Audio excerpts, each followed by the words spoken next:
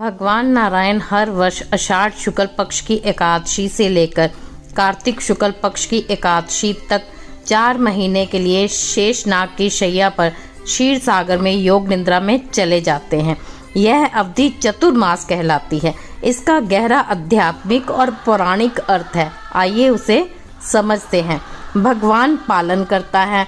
ये जब योग निद्रा में जाते हैं तो इसका अर्थ यह नहीं है कि वह कार्य नहीं करते, बल्कि यह दर्शाता है कि प्राकृतिक चक्र अपने आप चलने वाला है, जो कि सृष्टि के संतुलन और नियम का प्रतीक है। इस समय भगवान विष्णु की जागरूकता बाहरी रूप से कम मानी जाती है, परंतु यह समय आत्म शुद्धि के लिए उत्तम होता है। इसीलिए भक्तगण इस अवधि में जप, तप, व्रत, साधना और संयम को अधिक महत्व देते हैं। चतुर्मास को देवताओं का विश्राम काल भी कहा जाता है।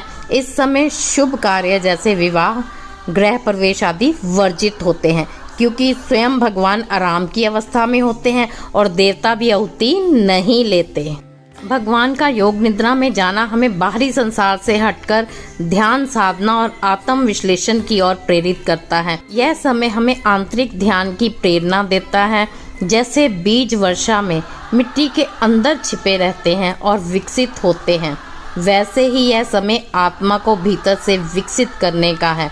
जितना अध्यात्म से जुड़ोगे उतना ही विकास और शांति महसूस करोगे। भगवान विष्णु का पाताल लोक में 4 महीने तक निवास करने का दूसरा कारण राजा बलि है। राजा बलि महादानी और पराक्रमी असुरराज थे और विष्णु के सच्चे भक्त भी थे। उन्होंने अपने तप और दान से तीनों लोकों पर अधिकार कर लिया था, जिसके कारण विष्णु भगवान को वामन रूप में अवतरित होकर 3 पग भूमि की याचना करनी पड़ी।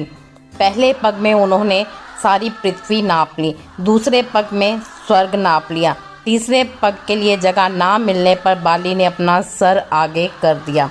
जैसे ही भगवान ने अपना पैर बाली के सर पर रखा, उसे पाताललोक भेज दिया और उसको पाताललोक का राजा घोषित कर दिया।